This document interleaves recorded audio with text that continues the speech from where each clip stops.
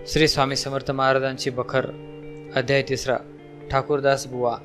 मुंबईस ठाकूरद्वारा नावाचे देवस्थान प्रसिद्ध आहे. या ठाकूरद्वार देवाचे सभामंडपात उजवे बाजूस छोटेसे देऊळ बांधलेले असून त्यास स्वामी महाराजांची तस्वीर आहे व पादुका स्थापन केलेले आहेत. नित्यपूजन, आरती वगैरे व गुरुवारी पालखी समारंभ होत असतो. हे संस्थान श्री कृष्ण बुवा उर्फ ठाकूरदास बुवा यांनी स्थापन केले. त्यास 20-25 वर्षे झाली. ठाकूरदास बुवा हे लहानपणापासून दत्तोपासक होते. नरसोबाची वाडी, गणगापूर वगैरे ठिकाणी जाऊन दत्ताची सेवा करण्याची त्यांना फार हौस होती. ठाकूरदास बुवा हे कीर्तन फार उत्तम करीत असेत. पुढे काही वर्षांनी बुवांचे अंगावर प्रारब्ध योगाने श्वेतकुष्ठ उत्पन्न झाले. तोंडावर पांढरेपणा येऊनही चेहऱ्यावर विद्रूप दिसू लागला. बुवा विद्वान सर्वमान्य असून या रोगाचे योगाने त्यास मरणप्राय दुःख झाले. 2 वर्षे पावतो अनेक उपाय केले पण कुष्ठ कमी होईना. त्यामुळे चित्त उदास होऊन ठाकूरदास बुवांनी निश्चय केला की यापुढे स्वजनास तोंड दाखवणे चांगले नाही. याकरता काशी क्षेत्री कुटुंबासुद्धा सोडून जाऊन वास करावा.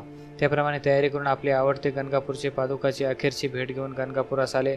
श्रींची पादुकावर कस्तुरी अर्पण करायचे हेतूने उत्तम कस्तुरी त्यांनी बरोबर आणली होती. दर्शन घेऊन पादुकांची यथासांग पूजा केली. मात्र कस्तुरी अर्पण करण्यास त्यास विसर पडला.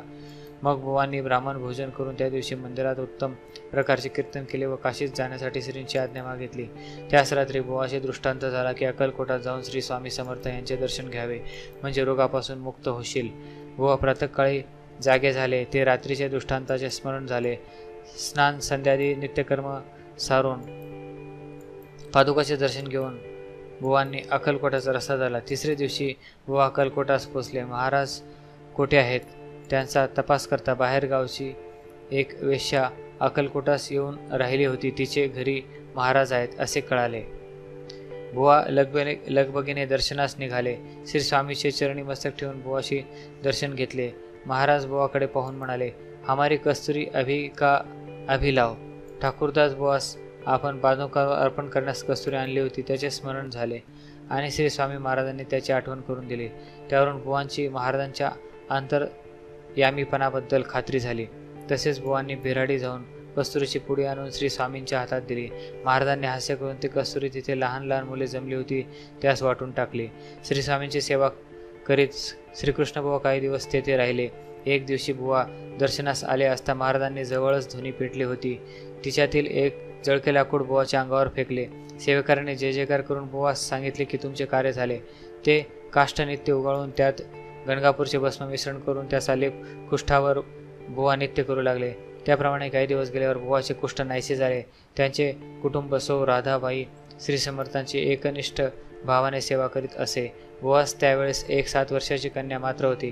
बाईने महाराजास पुत्रप्राप्तीबद्दल प्रार्थना केली. महाराजांनी आपल्या डोकीतील टोपी काढून बाईचे ओटीत फेकून दिली. बाईने महाप्रसाद समजून महाराजांचे साष्टांग दंडवत नमस्कार केले. पुढे 12 महिन्याच्या आतच तिला पुत्र झाला. त्याचे नाव गुरुनाथ ठेवले.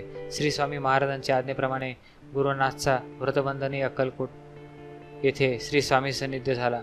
शके 1792 साली माघ मासात अक्कलकोटात शिवरात्रीच्या दिवशी ठाकूरदास बुवा कीर्तन करीत असता आपल्या डोकीची भरजरी टोपी काढून गुरुनाथाचे डोक्यात महाराजांनी घातली.